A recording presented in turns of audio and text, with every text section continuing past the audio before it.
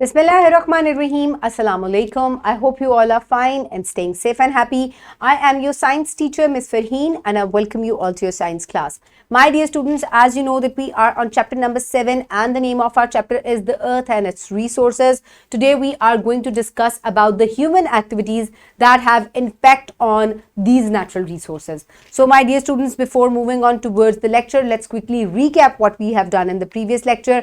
Listen to the question, pause the video and then answer. So what are renewable and non-renewable resources? Very good. Okay, my dear students. So now is the time for an activity. So look at these pictures. So this is urbanization, यानी कि बहुत ज़्यादा आबादी जहाँ पर हो, that is called an urban area. So ये urban area जो है इसको बहुत सारी जगह चाहिए और इसकी वजह से जब लोग जहाँ पर रहते हैं तो बहुत ज़्यादा जो है वो पोल्यूशन कॉज होती है, लोग जो है अपना वेस्ट डिस्पोज ऑफ करते हैं. सो आप ये देखें कि अर्बनाइजेशन लोगों के बढ़ने की वजह से, आबादी बढ़ने की वजह से क्या हो रहा है, पोल्यूशन जो है वो इंक्रीज हो रही है और लोगों को जब आबादी बढ़ती जा रही है तो लोगों को रहने के लिए घर चाहिए, तो उसके लिए उनको लैंड की ज़रूरत है. So where do they get the land? इसके लिए वो फॉरेस्ट जो है उनको क्लीन करते हैं, दरख्तों को काटते हैं और इस तरीके से वो जो है अपने घर बनाते हैं और लकड़ी को जो है वो इस्तेमाल करते हैं अपने मुख्तलिफ कामों के लिए, फर्नीचर के लिए, जलाने के लिए और बहुत से कंस्ट्रक्शंस वगैरह के लिए. सो माय डियर स्टूडेंट्स, इस तरीके से आप ये देख सकते हैं कि इंसानों की जो एक्टिविटीज़ हैं उसकी वजह से बहुत सारे जो हैं वो नेचुरल रिसोर्सेज जो हैं उनको नुकसानात पहुंच रहे हैं. आज का हमारा टॉपिक यही है. So my dear students, how does urbanisation affect natural resources? Because pollution, ठीक है, जिसकी वजह से लैंड पोल्यूशन इंक्रीज होती है, लैंड रिसोर्सेज जो है वो डिस्ट्रॉय होते हैं. वाटर में डालें तो वाटर एज रिसोर्स जो है वो पोल्यूट होता है. इसके अलावा फॉरेस्ट जो है that is also natural resource, उसके अंदर भी डिप्लीशन जो है वो होती है. Okay, my dear students, so in today's lecture, the students will be able to investigate the impact of human activities on the Earth's natural resources, suggest the ways to conserve natural resources. So, my dear students, आज के lecture में बच्चे जो हैं वो investigate करेंगे कि कौन सी human activities जो हैं उनकी वजह से natural resources जो हैं उनके ऊपर harmful impacts हो रहे हैं. इसके अलावा बच्चे कुछ suggestions भी देंगे कि किस तरीके से हम इन एक्टिविटीज़ को स्टॉप कर सकते हैं और नेचुरल रिसोर्सेज को कंजर्व कर सकते हैं. So my dear students, the pre reading question, quickly tell me what will happen if we run out of fresh water. अगर हम ताज़ा पानी हमारा ख़त्म हो जाए तो क्या होगा?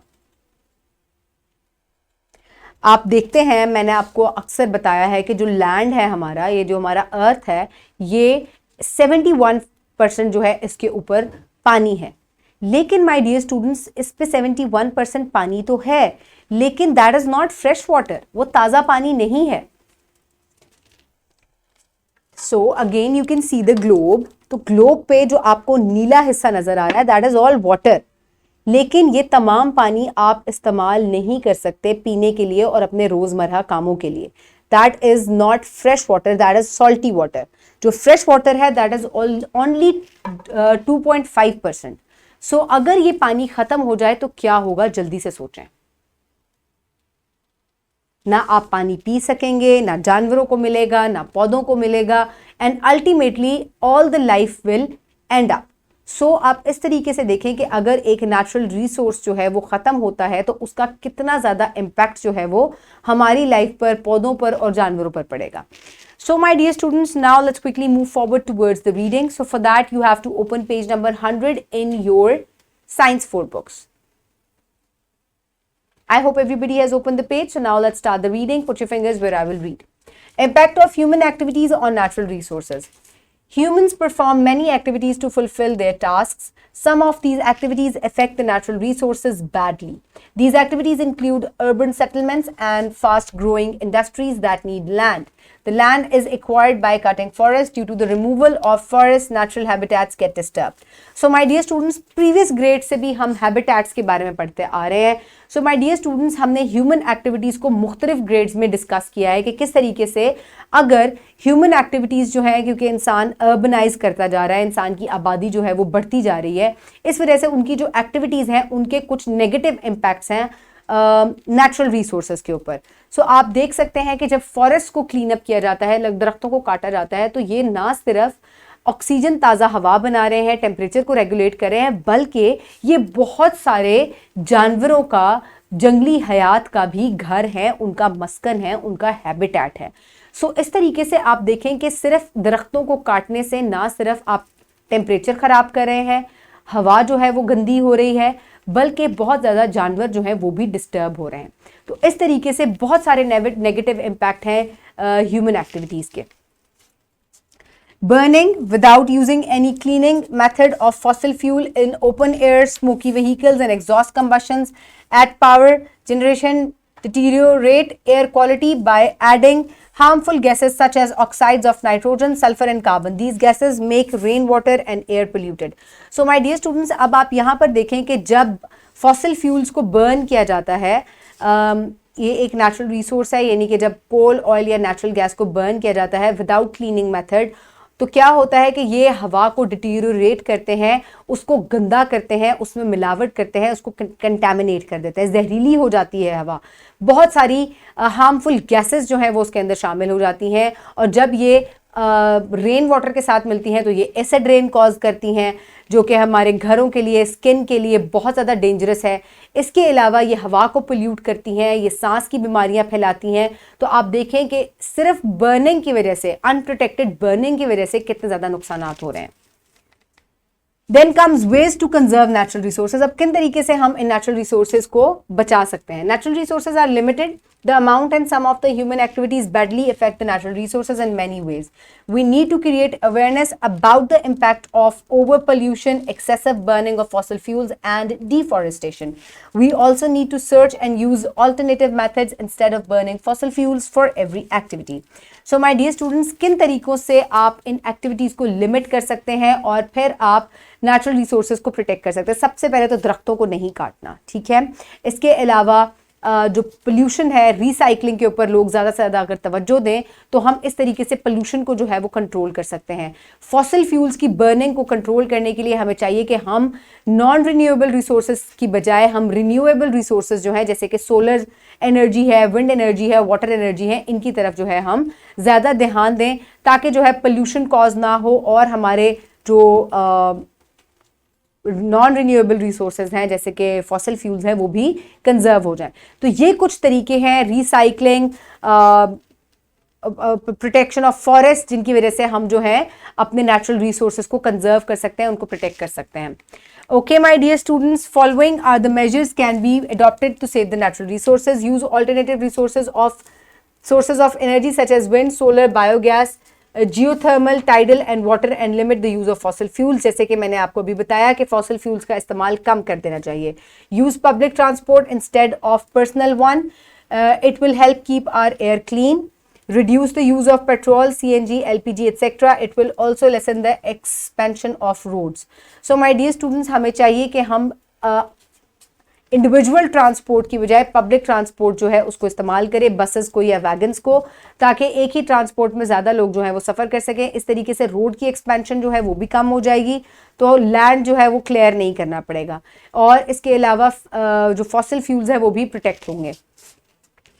Do not dump domestic and industrial waste into the water bodies. Plant more and more trees.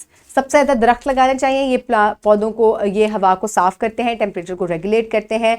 इसके अलावा हमें जो कूड़ा करकट है या जितना भी हमारा वेस्ट है उसको वाटर में डिस्पोज ऑफ नहीं करना चाहिए, बल्कि किसी प्रॉपर जगह पे उसका डिस्पोजल होना चाहिए। So this is how we pollute the air. Traffic also cause pollution, and cutting down of trees destroys the habitat, and it's also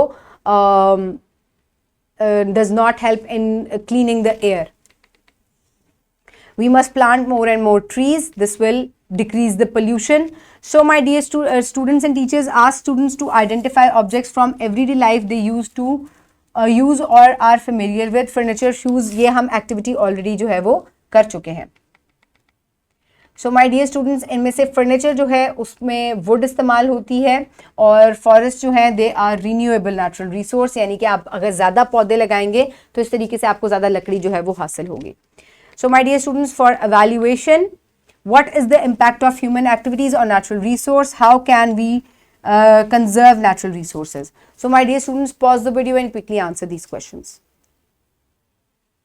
Very good. So my dear students, for practice, you can download this worksheet from the description box below this video, or you can get it in print form by your teacher. So write down your name and the roll number. Then list the 2 ways that human population growth has affecting our natural resources. List 3 ways in which you impact on natural resources, either of positive or negative. So आप किस तरीके से natural resources को impact कर रहे हैं? Is it positive way or negative way? The next is what are the ways to conserve natural resources? किन तरीके से आप natural resources को conserve कर सकते हैं? Pause the video. You can also take help from the book and complete the worksheet. Very good. Now let's quickly move forward towards the homework. You will do MCQ number 10 given on page number 103. You will also do question number 3 and 4 from section C given on page number 103. Home activity on page number 100 will also be done in the homework. So as the Prime Minister of Pakistan, you learn that the world's oil will run out in 5 years. Propose your solution to solve the coming energy crisis. So my dear students, अगर आपको पाकिस्तान का prime minister बना दिया जाए, आपने घर से ये बात सोचनी है, ठीक है? अगर आपको पाकिस्तान का प्राइम मिनिस्टर बना दिया जाए और आपको ये बात पता चले कि जितने भी ऑयल रिसोर्सेज हैं वो 5 साल में खत्म हो जाएंगे, ठीक है? तो आप किन तरीके से उनको कंजर्व करेंगे, किस तरीके से आप जो है इस क्राइसिस से निपटेंगे, सोचना है आपने। ये आपका होमवर्क है। सो हम किस तरीके से इस क्राइसिस को ओवरकम कर सकते हैं, मैं आपको एक आइडिया दे रही हूं। Avoid the use of individual transport, use public transport, do not waste electricity, avoid purchasing plastic, do not use beauty products that are made up of petroleum byproducts. So my dear students, this is how this will be my plan. आप खुद क्या सोच सकते हैं, आपको वो भी सोचकर उसके बारे में डिस्कस करना है next day in your class. So my dear students, the wrap up of the lesson today we have discussed about the activities, human activities that impact the lives and the natural resources. So my dear students, I hope you have enjoyed today's lecture. Keep everybody around you safe. Have a good day. Thank you so much and Allah Hafiz.